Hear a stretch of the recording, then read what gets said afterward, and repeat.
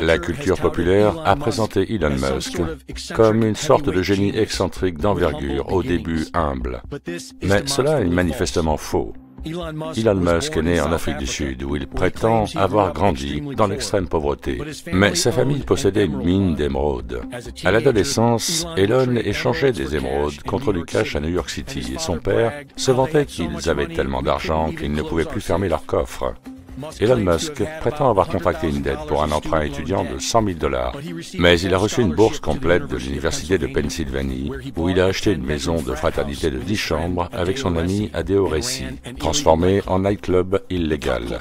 La culture populaire prétend qu'Elon a un QI de 155, mais cela n'a jamais été testé. Et après avoir été accepté à Stanford pour des études de doctorat, il abandonnera au bout de 2 jours. Après avoir abandonné ses études, Elon lança sa première entreprise commerciale avec son frère Kimball, Zip2, qui était essentiellement une version digitale des passes jaunes. Les frères reçurent des dizaines de milliers de dollars de leurs parents. Cependant, Elon ne le reconnaît pas. Un associé du père de Musk, Greg Curry, s'impliqua afin d'attirer les investisseurs, mais le code d'Elon n'était pas bon. Il a fallu donc embaucher des codeurs professionnels pour tout réécrire. Zip2 fut ensuite vendu pour 307 millions de dollars à Compaq, qui plus tard le supprima sans jamais avoir fait de profit. Elon gagna 22 millions de dollars, acheta une McLaren F1 d'1 million de dollars, ce qui fit la une des journaux, avant qu'il ne détruise le véhicule non assuré. Musk décida ensuite de créer une banque en ligne, X.com. Il s'associa avec des experts de la banque, Harris Fricker, Edward Ho et Christopher Payne, tous les trois finissant par quitter la société après avoir accusé Elon Musk de mentir aux médias sur la qualité de leurs produits. Elon prétend avoir fondé PayPal. Avant que la société s'appelle PayPal, son nom était Confinity, fondé en 1998 par Peter Thiel et Max Levchin. Après avoir perdu des millions de dollars, X.com devint la propriété de Confinity et a fusionné en 2000. La seule contribution de Musk à Confinity est sa propre lutte pour le pouvoir. Il se nomma lui-même CEO et voulut reprendre le nom X.com. L'exécutif fit une pétition couronnée de succès pour virer Musk pendant qu'il était en vacances. Une section de l'accord de démission de Musk stipulait que toute référence au fondateur de la compagnie sera supprimée de leur site Internet, permettant à Elon d'en garder le crédit, la seule chose qu'il n'ait jamais réalisée jusque-là. Peter Thiel renomma alors la compagnie PayPal, la fit coter en bourse et la vendit à eBay pour 1,5 milliard de dollars. Elon reçut 180 millions de la vente. Il investira ensuite dans Tesla, SpaceX et dans l'échec de SolarCity. Elon prétend à tort qu'il est le fondateur de Tesla. Tesla fut fondé en 2003 par Mark Tarpenning et Martin Eberhard, qui ont développé le Roadster Tesla. Quand Tesla Motors commença à chercher des investisseurs, ils se rapprochèrent d'Elon Musk, qui avait la fausse crédibilité du fondateur de PayPal. Musk les rejoignit à la condition qu'il soit le président du conseil d'administration.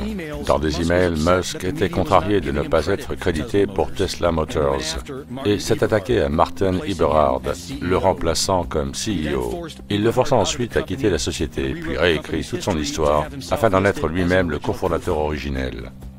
Il avait été promis à Martin Eberhard, l'homme à l'origine du Roadster Tesla, qu'il recevrait le premier Roadster de la chaîne de montage, mais Musk l'a entubé sur ce point aussi et a envoyé cette voiture dans l'espace.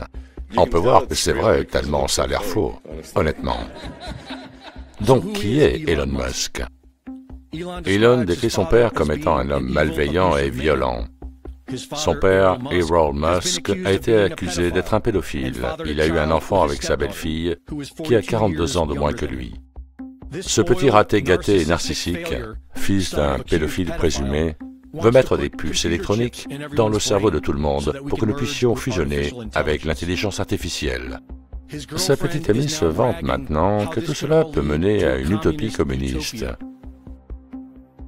Et curieusement, l'ancien nazi et directeur de la NASA, Werner von Braun, a prédit qu'un homme appelé Elon conquerrait Mars dans le roman qu'il a écrit en 1952. Ce qui est étrange, car la NASA s'est associée à SpaceX pour travailler à la colonisation de Mars. Elon Musk, comme tout ce qui existe dans la société moderne d'aujourd'hui, est une fraude, un faux génie, tout comme le faux philanthrope Bill Gates et ses faux vaccins, qui vous sont présentés par les fausses nouvelles. Voici un conseil de pro pour traiter avec les médias grand public et toute la culture populaire. Supposez que c'est un mensonge et recherchez tout. C'était Greg Reese pour Infowars.com. Bon, cette vidéo de Greg Reese que vous venez de voir, dont je précise qu'il représente l'opposition contrôlée, dans la mesure où il fait partie de l'équipe Infowars, la marque commerciale d'Alex Jones, est incomplète. Il faut d'abord préciser qu'Elon Musk est juif par sa mère, May Musk, née Haldeman, dont je vous laisse apprécier l'excentricité satanique sur ces images. Telle mère, tel fils, pourrait-on dire, car le petit Elon aime aussi les attributs du diable. On le voit ici à une soirée Halloween en octobre dernier, portant un costume de Baphomet.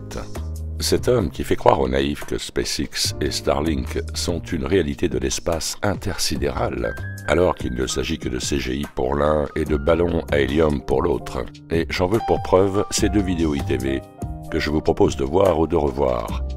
Cet homme, donc, vient de racheter Twitter pour 44 milliards de dollars, sous la bannière du free speech, et tous les fanboys de se réjouir du retour de la liberté d'expression sur ce réseau social qui n'est qu'un outil de contrôle digital des masses et qui va le devenir davantage, si l'on en croit ce qu'a déclaré Musk au sujet de Twitter.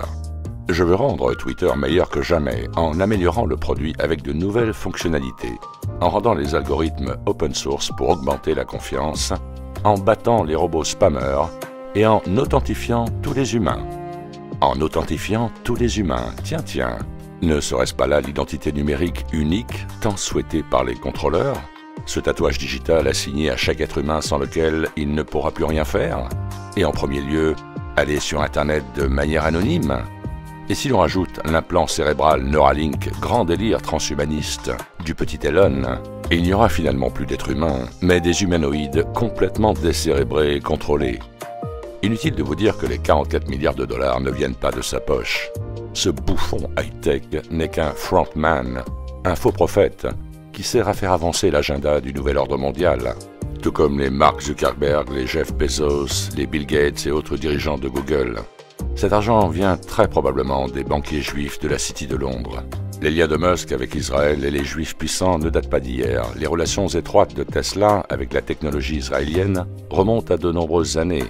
Et cette technologie de conduite autonome est 100% juive, provenant de la société israélienne Mobileye. Musk a des contacts étroits et de haut niveau en Israël, ayant rencontré Netanyahou dans sa résidence privée à plus d'une occasion. On peut aussi ajouter qu'en 2008, Musk était un jeune leader global du Forum économique mondial.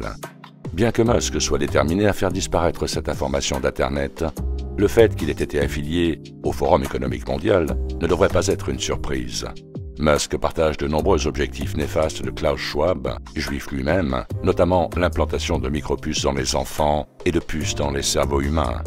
En conclusion, les amis, je dirais que le fruit ne tombe jamais très loin de son arbre. Le petit Elon, A-L-O-N en hébreu, est un circoncis au 8e jour, dont l'excentricité n'a d'égal que sa loyauté envers Satan, le dieu du judaïsme. Merci de votre attention. Meilleurs vœux à vous toutes et tous pour cette nouvelle année. Et à très bientôt sur ITV.